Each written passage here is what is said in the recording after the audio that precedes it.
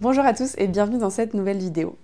Alors comme vous avez pu le voir dans le titre, aujourd'hui on va faire un peu le bilan de mon année de tricot puisque ça fait 1 an que j'ai ouvert cette chaîne et que je vous parle ici de tricot et de mes projets, etc. Et j'avais envie de faire une vidéo un peu récap, déjà pour moi, pour voir un peu, pour pouvoir un peu me rendre compte de tout ce que j'ai tricoté ou pas cette année, et surtout de ce que je porte, ce que je porte pas, pourquoi, dans l'idée de pouvoir un peu orienter mes prochains projets pour l'année prochaine. Je me suis dit aussi que ça serait sympa pour les personnes qui découvrent ma chaîne là en ce moment, ça vous permet de pas tout rattraper les épisodes de podcast qui sont sortis, mais plutôt si vous regardez cette vidéo, voilà, vous allez voir quasiment tout ce dont j'ai parlé, sauf les choses que j'ai offertes. Et ça vous permet un peu de rattraper les wagons et de pouvoir réenchaîner sur la suite des podcasts. Et il se trouve aussi que j'organise un concours, donc toutes les informations je vous les donne à la fin de la vidéo. Mais voilà, je voulais marquer le coup des 1 an, donc restez bien jusqu'à la fin et puis si ça vous tente de participer, ce serait avec plaisir. Donc comment ça va se passer? Je vais vous parler de tous les projets que j'ai faits par ordre chronologique. Donc on va commencer par les plus vieux et puis on va arriver au dernier. Et je les ai classés par catégorie. Donc il y a 4 catégories. Il y a la catégorie coup de cœur. Donc ça c'est les projets que je porte tout le temps, que j'adore, dans lesquels je me sens bien, que je remets dès qu'ils sont propres ou dès qu'ils sont disponibles ou dès que la météo me le permet. Donc c'est vraiment, comme son nom l'indique, les coups de cœur. Ensuite, il y a la catégorie j'aime bien. Donc c'est des tricots que j'aime bien, j'ai rien contre, mais pour une raison particulière, je les porte pas si souvent que ça.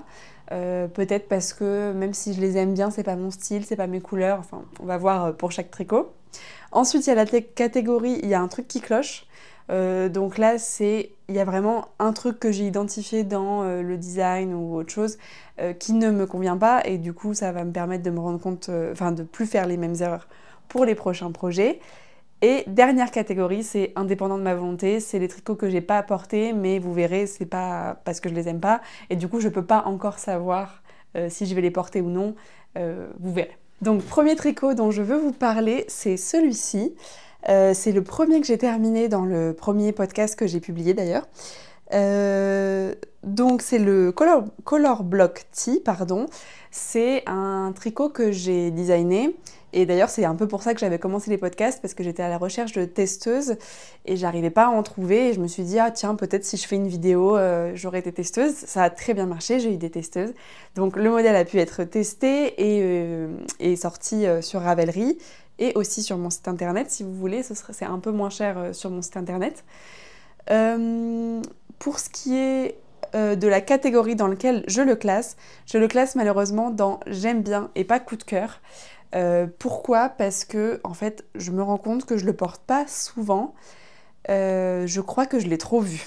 Alors, en fait, je me demande si c'est ça pour tous les designs, pour toutes les designeuses. Moi, j'ai pas designé énormément de tricots. Vous allez voir, je vais vous montrer les autres, mais en tout cas, c'est le seul vêtement. Oui, c'est le seul vêtement que j'ai designé. Donc je sais pas comment ça se passe pour les autres, mais moi en tout cas, j'ai passé tellement de temps à y réfléchir, à faire des calculs, à le tricoter, détricoter, retricoter, penser aux couleurs, prendre les photos, etc. Et à le faire tester, bref, une fois qu'il a été fini, je l'ai mis dans un coin et je l'avais trop vu, quoi. Vraiment, je l'avais trop vu. Bon, l'avantage, c'est qu'il s'abîme pas quand je le porte pas, donc ça, c'est pas grave. Et peut-être qu'avec le temps, je vais pouvoir le reporter, parce que là, quand je le vois, déjà, je le trouve super joli. Ce qui n'était pas le cas du tout quand j'ai sorti le modèle. Je le trouvais pas moche, mais je voyais plus pourquoi j'avais designé ça, quoi. Je voyais plus l'intérêt du truc. Et en fait... là, c'est revenu, donc on verra. Mais donc, pour l'instant, c'est j'aime bien, mais je ne le porte pas beaucoup. Deuxième projet que j'ai terminé cette année de podcast, je vais pas le répéter à chaque fois. Quand je dis cette année, c'est depuis août l'année dernière. Ça fait un peu année scolaire en vrai, donc on va dire ça. C'est ce gilet, c'est le Posy Cardigan de Marzena Kolacek. J'ai peur qu'avec la lumière ce soit pas joli, je vous le mets là. Donc, le Posy Cardigan de Marzena Kolacek que j'ai tricoté dans une laine que j'ai teint, qui est un mélange de mérino et acrylique. C'est un modèle que j'ai classé dans Il y a un truc qui cloche. Donc, j'en ai déjà parlé dans plusieurs podcasts, je vous en reparle rapidement. Ce qui cloche, c'est que c'est un gilet col V. Donc, hop, là, si vous voyez le premier bouton, bah, je le vois pas. Ah, il est là, waouh, il est vraiment très bas. Voilà, donc très grand col V. Mais là, je pense qu'il est pas bien mis. Voilà. Donc, vous le voyez, c'est un col V qui est quand même assez profond. Et du coup, ce qui se passe, c'est qu'il est plus lourd dans le dos que sur le devant.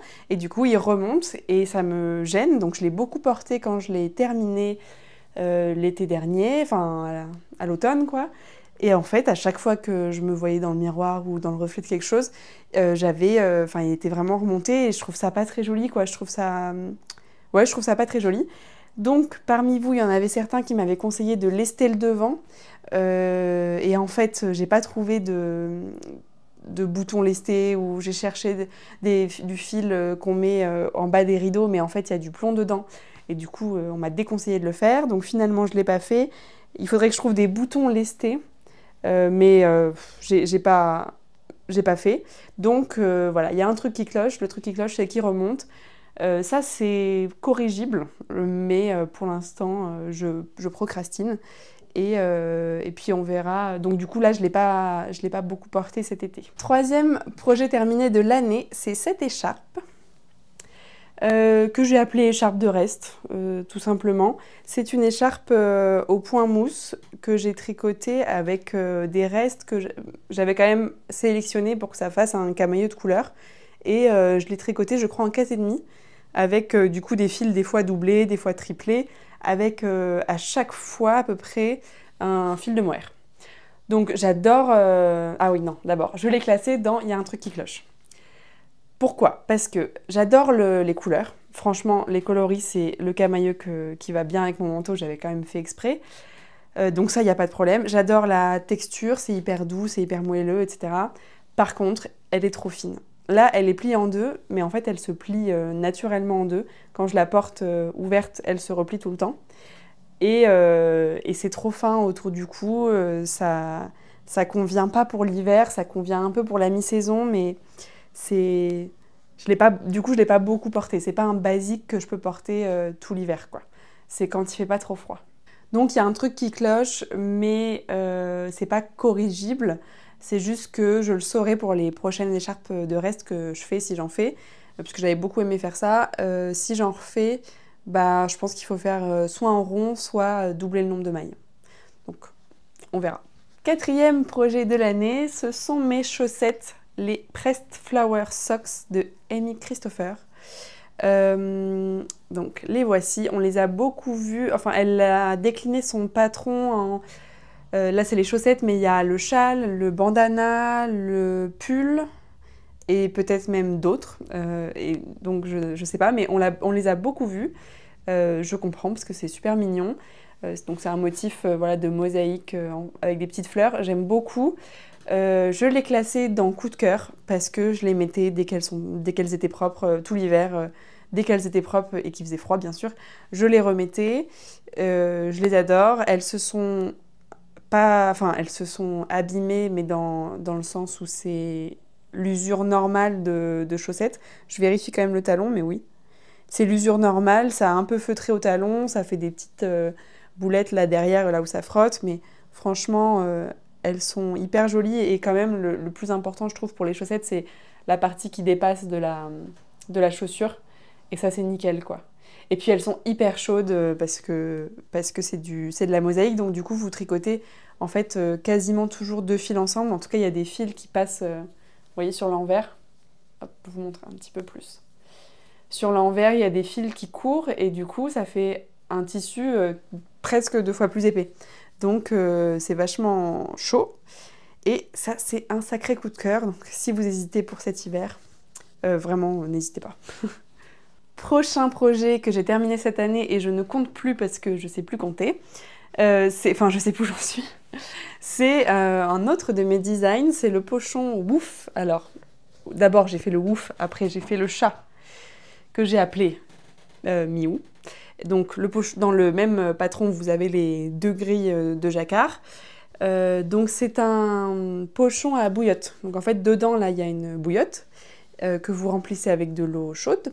Pas bouillante, mais chaude, parce que bouillante, ça peut abîmer le... Vous risquez de vous brûler et je crois que ça abîme le plastique. Et ouais, c'est un projet que j'ai designé et que j'ai classé dans J'aime bien. Je ne l'ai pas mis dans coup de cœur, pourquoi? Parce que je m'en sers plus en déco que... Enfin, je me sers pas trop des bouillottes en fait. J'ai remarqué l'hiver dernier, quand j'ai froid, je pense pas à la bouillotte et après ça va être si j'ai mal au ventre ou quoi, mais c'est surtout un médicament en fait que je prends plutôt qu'une bouillotte. Mais du coup, j'adore la déco. Enfin, sur le canapé, je trouve ça hyper joli, mais je l'utilise pas comme sa fonction première, donc je l'ai pas classé dans coup de cœur. Mais globalement, franchement, le chien, c'est mon préféré. Je le trouve trop mignon. J'ai adoré le faire, j'ai adoré le designer.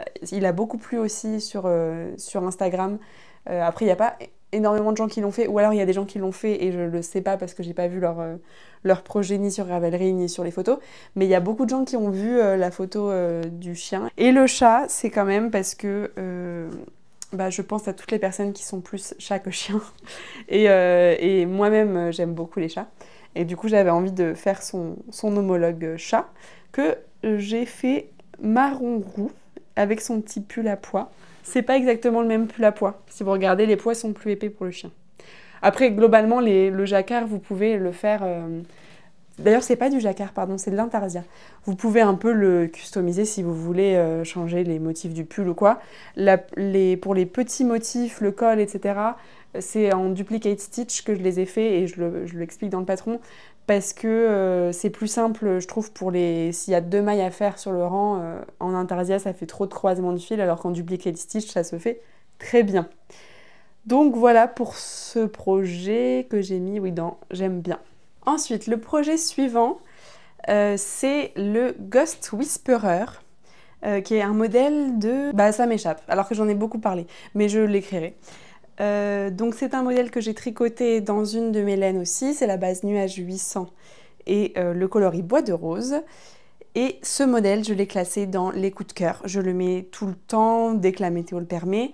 Je le mets avec un t-shirt en dessous quand il fait plus froid, ou alors avec une brassière quand il fait plus chaud. Je peux le mettre avec un gilet s'il fait froid, enfin il est vraiment super. Je l'aime beaucoup, je le trouve très joli, vraiment j'adore, coup de cœur.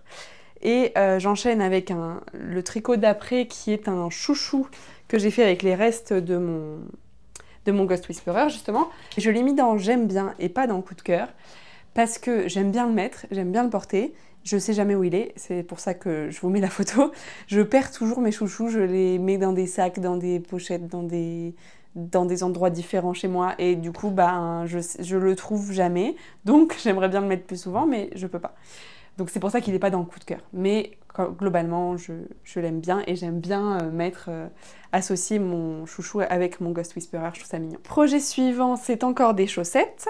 Ce sont ces chaussettes-là que j'ai fait avec comme base le patron des chaussettes Priya de Tinaku, qui est un patron que j'ai depuis longtemps et que j'utilise. En fait, c'est un patron avec un motif de jacquard à ce niveau et au niveau du pied. Moi, je fais pas... Là, j'ai pas fait le motif de jacquard, mais je l'utilise pour les côtes 3-3 et le nombre de mailles, et pour le talon. C'est des chaussettes que j'ai fait dans une base mérino bambou, que je voulais tester pour pouvoir la proposer dans la boutique, parce que dans la boutique, je propose des laines sans matière synthétique. Donc pour les laines à chaussettes, c'est un peu un problème parce que je cherche une laine qui soit... C'est pas vraiment un problème, mais je cherche une laine qui soit assez résistante pour tricoter des chaussettes, mais qui ne contient pas de nylon. Donc je testais le mérino bambou. Il se trouve que ces chaussettes-là, je les ai classées dans... Il y a un truc qui cloche, parce que je les aime bien, elles sont chaudes, elles sont fonctionnelles, mais elles sont trop grandes. Et alors, je pense que c'est un combo de moi qui les ai tricotées. J'aurais dû les tricoter soit plus serrés, soit monter moins de mailles. Mais c'est couplé au problème lié au fil, puisque c'est un fil du coup avec du bambou qui se détend. Et c'est connu pour se détendre, et il se trouve qu'elles se sont un peu détendues. Alors déjà qu'elles étaient trop grandes, là elles tiennent pas vraiment le poignet quoi. Pour ce qui est de la résistance de la laine, disons que ça me convient, mais que j'ai pas envie de vous le proposer en boutique, parce qu'en fait, ce qui s'est passé, c'est que quand je les ai portées, elles ont feutré beaucoup au niveau du talon et sous le pied, ce qui fait qu'elles sont solides, qu'elles vont pas se trouer puisqu'elles sont feutrées, quoi. C'est quasiment un seul et même... je vous montre là. C'est quasiment... on voit presque plus les mailles, quoi. C'est un tissu presque uniforme, donc c'est très solide. Mais je suis pas hyper satisfaite pour vous le proposer en boutique parce que j'ai pas envie que vous ayez des déconvenus ou que vous soyez désagréablement surprise par le rendu de cette laine. Donc il y a un truc qui cloche, mais c'est des chaussettes, donc c'est facile à porter. Même si c'est pas mes préférés en hiver quand il fait froid, je suis super contente de les avoir quand même. Projet suivant, le projet que j'ai terminé après, et on fait un sacré saut dans le temps, ça me paraît surprenant, mais je pense que c'est parce que j'ai tricoté beaucoup de cadeaux à cette période-là, je sais pas. En tout cas, il s'agit de ce pull qui est le Great Gingham Raglan, qui est un modèle de Jessie My Design que j'ai tricoté dans mes laines. Donc c'est la base rustique avec un fil de non-teint pour le blanc, donc nature peinture, et guacamole pour le vert. C'est un modèle que j'ai classé dans indépendant de ma volonté, parce que je l'ai terminé quand il a commencé à faire chaud. Donc je l'ai porté une fois pour prendre des photos, mais j'ai eu trop chaud, et depuis je ne l'ai pas porté. Donc je ne sais pas ce que ça va être. Je peux prédire que je l'adore. J'adore le rendu du pull, je le trouve hyper beau. Mais petit problème, il est très crop et très chaud. Donc ça va pas ensemble. Soit il fait très froid et du coup je veux un pull très chaud mais pas crop, quoi, parce que sinon je vais avoir froid au ventre. Soit il fait mi-froid et ça c'est trop chaud. Donc on va voir. J'exclus pas la possibilité de faire une sorte de chirurgie. Le problème, c'est que c'est un bottom-up, c'est-à-dire que je l'ai commencé là et je l'ai terminé là. Donc, si je veux rallonger le corps, je peux pas défaire le bas si facilement. Il faudrait que je mette que je défasse au niveau des côtes et que je rallonge, que je reprenne les mailles au niveau des côtes. Je rallonge de quelques motifs, donc je tricote quelques motifs et je le raccroche au corps en faisant un grafting. C'est pas impossible, ça prend du temps, ça demande de la concentration, mais surtout du temps. J'attends de voir. L'avantage, c'est qu'il me reste de la laine, puisque c'est ma laine, mais surtout, il me reste du guacamole de la même pelote que j'ai utilisée, et pour le non-teint, c'est le non-teint. Donc il n'y a pas de problème de bain, quand bien même ça n'aurait pas été un grand problème pour le bain. Quand je dis bain, c'est bain de teinture, quoi.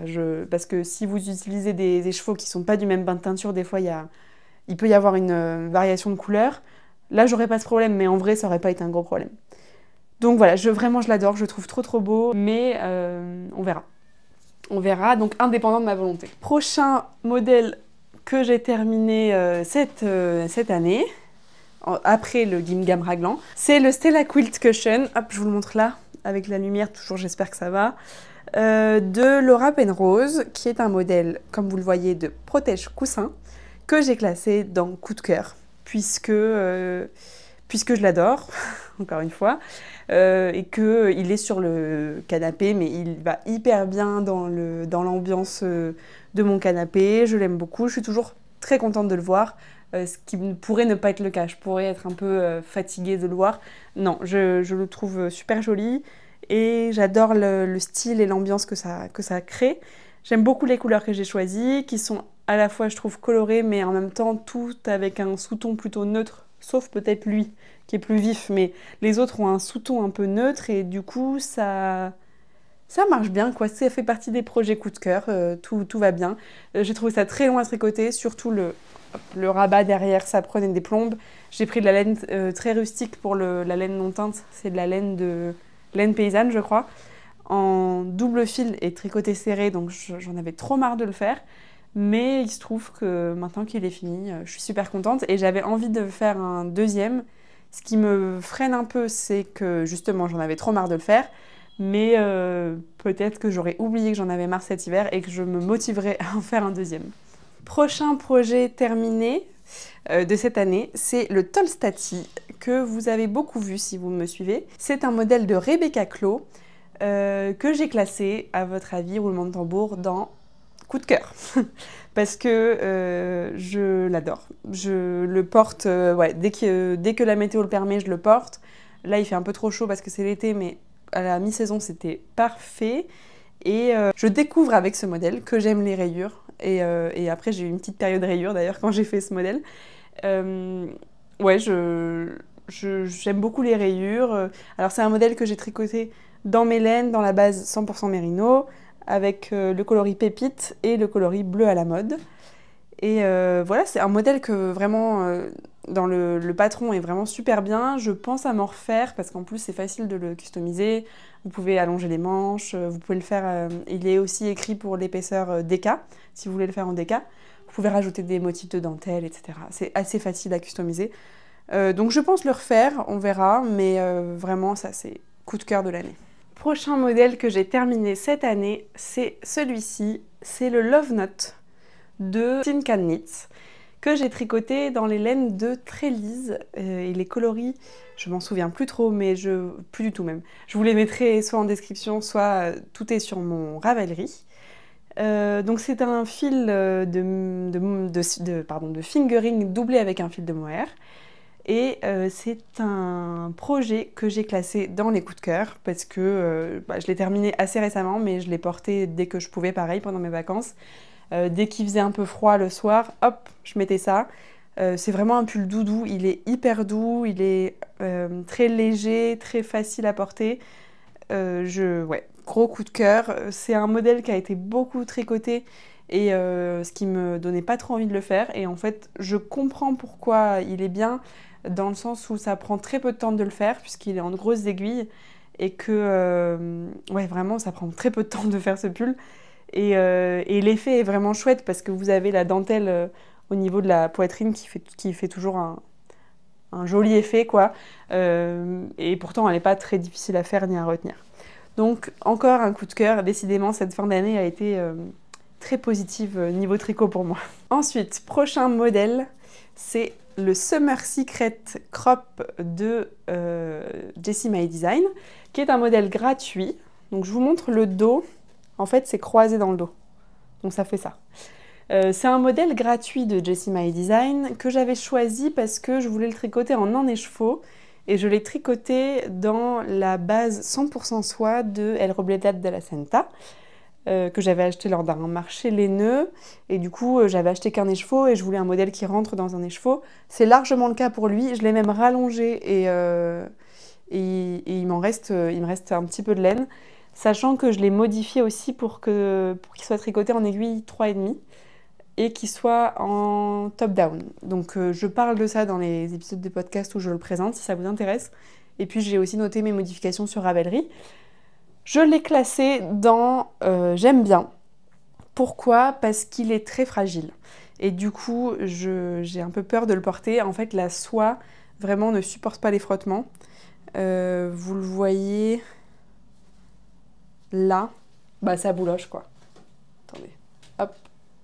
Ça bouloche et j'ai peur que ça se perce, que ça se troue. Là, les bouloches que vous voyez, c'est à cause de mon sac. Donc j'ai souvent un tote bag à gauche et ça a bien abîmé le tissu, surtout au niveau des côtes, là, on le voit bien.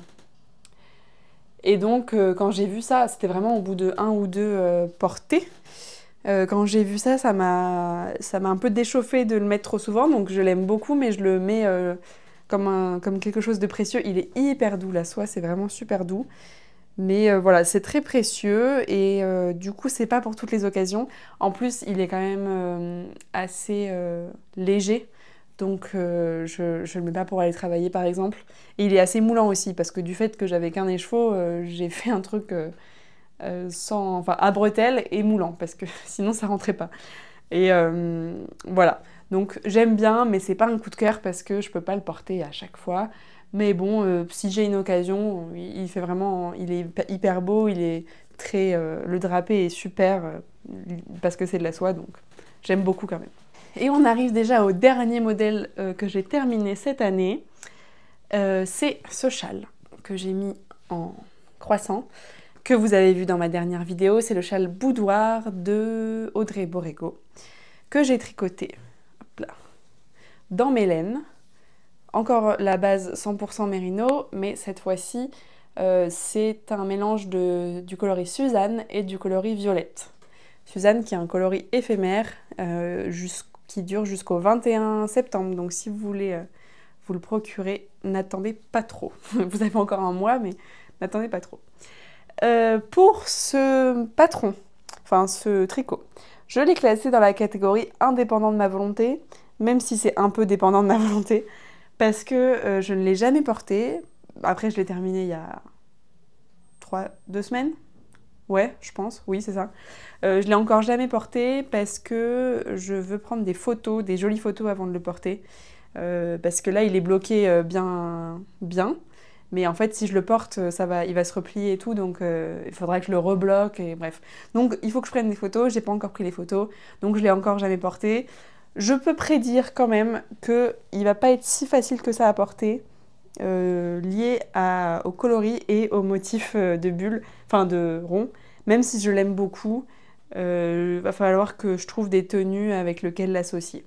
Donc, on verra ça, je vous en reparlerai quand je saurai plus. Donc voilà, ça a été assez rapide, mais je voulais pas non plus m'étendre trop parce que c'était pas le but de cette vidéo. S'il y a un modèle qui vous intéresse en particulier et que vous avez besoin de plus d'infos, vous pouvez aller voir les podcasts que j'ai sortis et du coup dans les miniatures vous voyez les modèles desquels, oui, je vais parler dans la vidéo, donc voilà, vous pouvez toujours aller faire ça. Et sinon vous pouvez aussi me poser des questions en commentaire de la vidéo s'il y a un truc que j'ai oublié de dire. J'espère que ça vous aura intéressé. Moi, ça m'a permis de... ça me fait très plaisir de voir tout ce que j'ai tricoté. Je les regarde parce qu'ils sont là.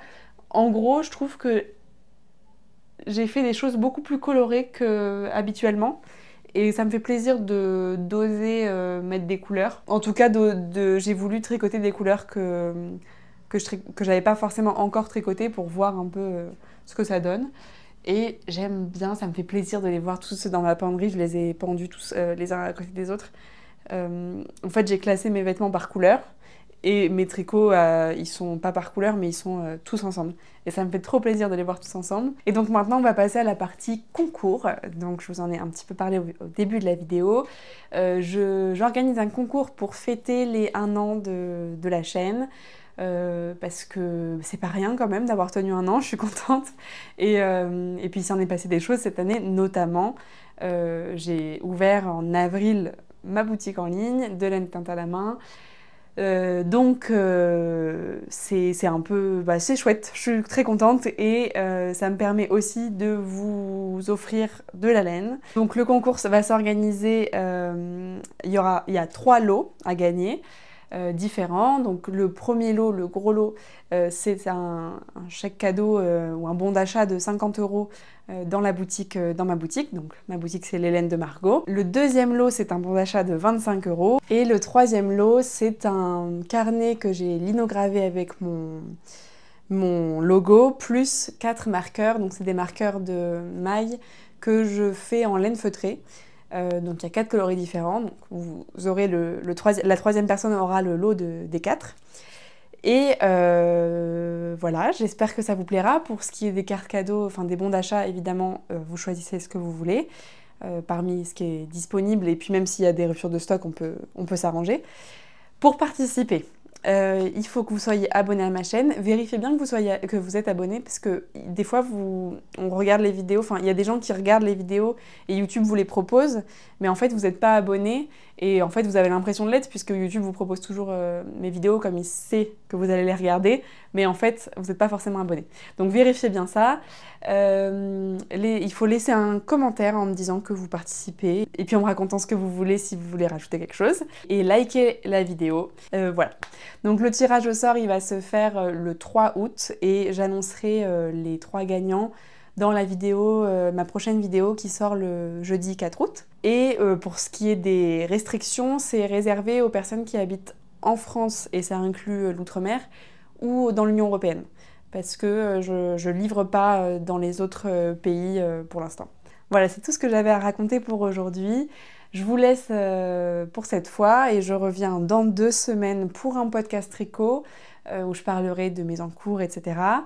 Je vous remercie beaucoup d'avoir regardé cette vidéo jusqu'à la fin et d'être là, certains depuis un an, d'autres depuis 2 jours, mais ça me fait quand même très plaisir. Et je vous dis à la prochaine.